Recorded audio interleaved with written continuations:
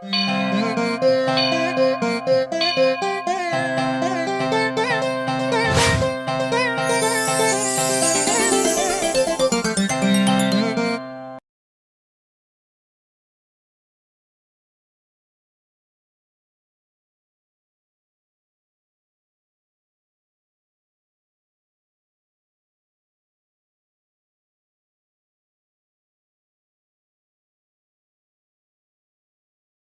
యమ్ అనే బీజాక్షరమే భావన చేస్తాం కదా.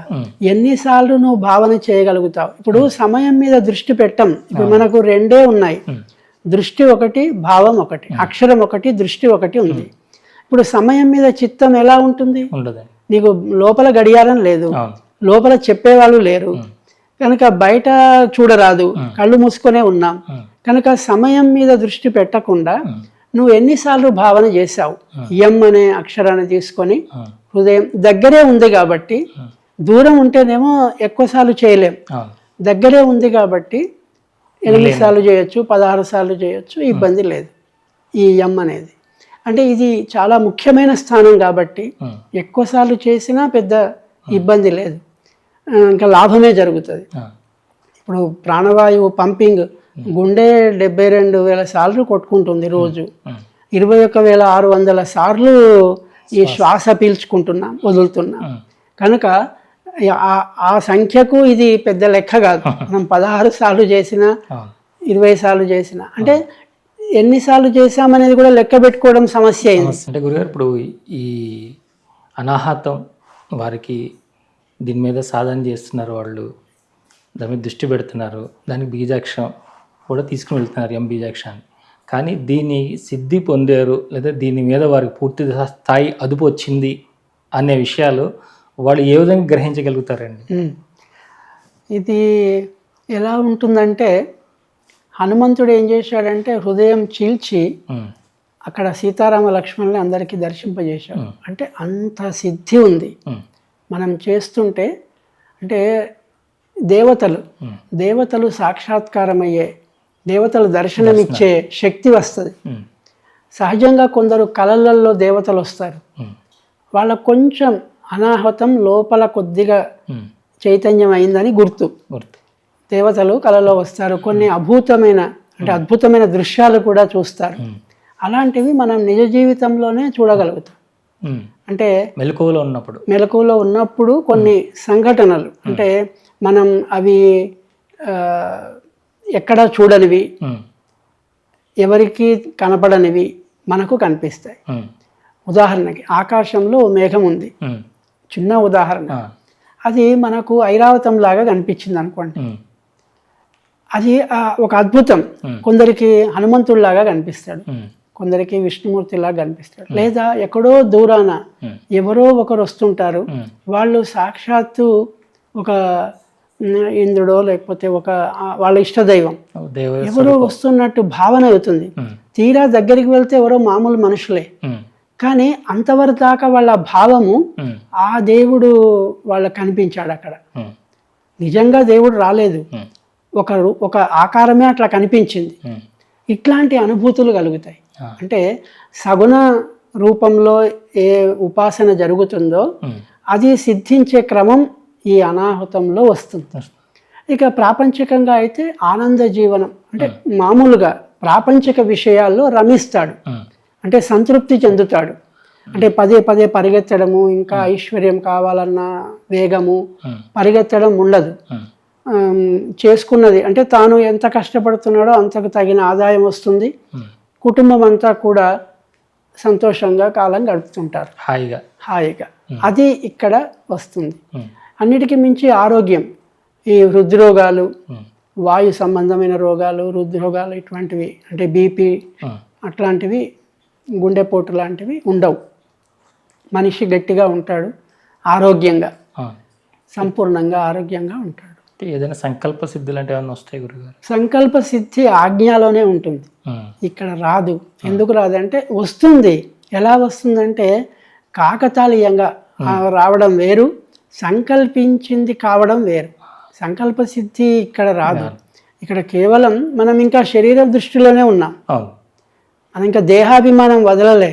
దేహాభిమానంలోనే ఉన్నాం. నా గుండె బాగుండాలి, నా శరీరం బాగుండాలి, ఏ రోగాలు రావద్దు అనే చింతనలోనే ఉన్నాం.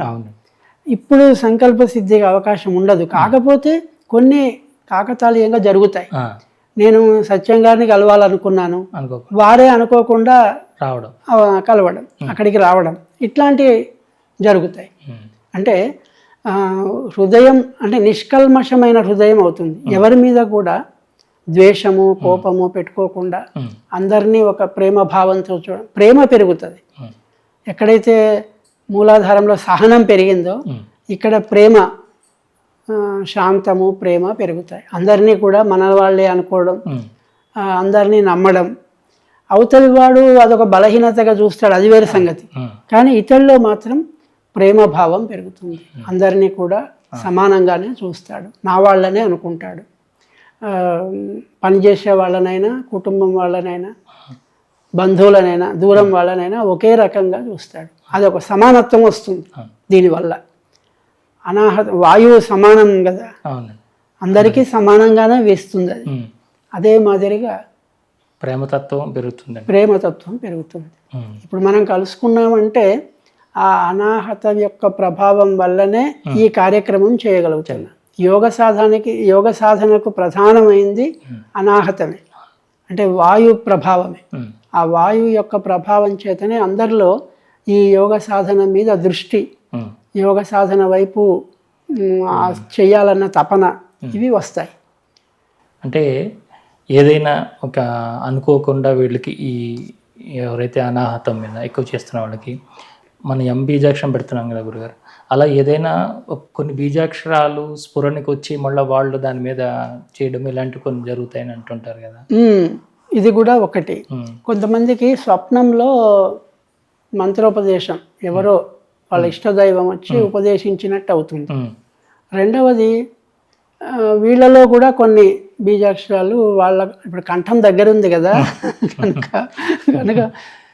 దానికేమి పెద్ద శ్రమ లేదు, ఏవైనా కల్పన చేయొచ్చు. భావన కదా ఇది, ఎవరు ఎన్ని భావనలైనా చేయొచ్చు. వాళ్ళ పూర్వజన్మ వాసనని బట్టి, పూర్వజన్మ సుకృతాన్ని బట్టి, వాళ్ళ సంస్కారాన్ని బట్టి వస్తాయి. ఆ వచ్చినప్పుడు ఇంకొకటి పూనకం కూడా వస్తుంటుంది. పూనకం వచ్చే వాళ్ళు కూడా కొన్ని మంత్రాలు చెప్తారు, ఏదో అరబిక్ మంత్రాలు, కొన్ని ఉర్దూ మంత్రాలు చెప్తారు. అయితే దానివల్ల ప్రయోజనం కంటే ఎక్కువ దాని ప్రభావం ఎలా ఉంటుంది అంటే అది కూడా ఒక రకమైన చంచలానికి సంబంధించిందే అంటున్నాను. ఇప్పుడు మనకు ఇది ఎందుకు తీసుకున్నామంటే చెవిలో శుభ్రం చేసుకోవడానికి ఒక పుల్ల పెట్టుకుంటాం, కానీ ఆ పుల్లను ఎప్పటికీ చెవిలోనే అట్లే పెట్టి ఉంచాం కదా. ఆ మలినం తొలగించేంత వరకు ఆ పుల్ల అవసరం, తర్వాత తీసి పడేస్తాం, అంతే కదా. అదే మాదిరిగా ఇప్పుడు మనం అనే బీజాక్షరం తీసుకుందే కేవలం హృదయాన్ని శుభ్రం చేయడానికి, శుద్ధి చేయడానికి తీసుకున్నాం. ఇదంతా మలినం లేకుండా చేయడానికి తీసుకున్నాం. నువ్వు ఎన్ని బీజాక్షరాలు తెచ్చినా, ఎన్ని మంత్రాలు చేసినా కూడా కేవలం మలినాన్ని శుభ్రం చేయడానికే తప్ప మన సాధనకు ఉపయోగపడేవి కావు. కాకపోతే ఆయా స్థితిని బట్టి కొందరికి ఏముంటుందంటే, నేను ఇవాళ ఏం జపం చేయలేదు, రాముడి ఇష్టం, రాముని మంత్రం నేను ఇవాళ 108 సార్లు చెయ్యాలి, ఒక 10 మాలలు చేస్తే కానీ, అలాంటి వాళ్ళ స్థితి వేరు. వాళ్ళు ఇంకా తక్కువ స్థాయిలోనే ఉన్నట్టు లెక్క. ఎప్పుడైతే జ్ఞాన మార్గంలో యోగ సాధనలోకి వచ్చే వాళ్ళకి అవన్నీ కూడా అవసరం లేవు, అవసరం పడవు. మనం ఫ్లైట్లో బయలుదేరుతున్నాం, మనకి ఏది ఎదురొచ్చేది లేదు, గేట్లు పడేది లేదు, మనం ఒకేసారి గమ్యాన్ని చేరుకుంటాం, అంతే వేగంగా. అదే మాదిరిగా యోగ మార్గము, జ్ఞాన సాధనలో ఇలాంటివేవి అవసరం పడవు. అయితే వాళ్ళ విశ్వాసము అవి ఉంటే మనం ఏం చేయలేం. చేయనివ్వండి, చేసుకోవచ్చు. ఒకవేళ వస్తే చేస్తారు, చేయనివ్వండి. మళ్ళీ మళ్ళీ విశుద్ధి చక్రానికి రావాల్సిందే కదా. ఇక్కడ ఎంత చేసినా మళ్ళీ ఇక్కడికి రావాల్సిందే, అక్కడికి రాక తప్పదు.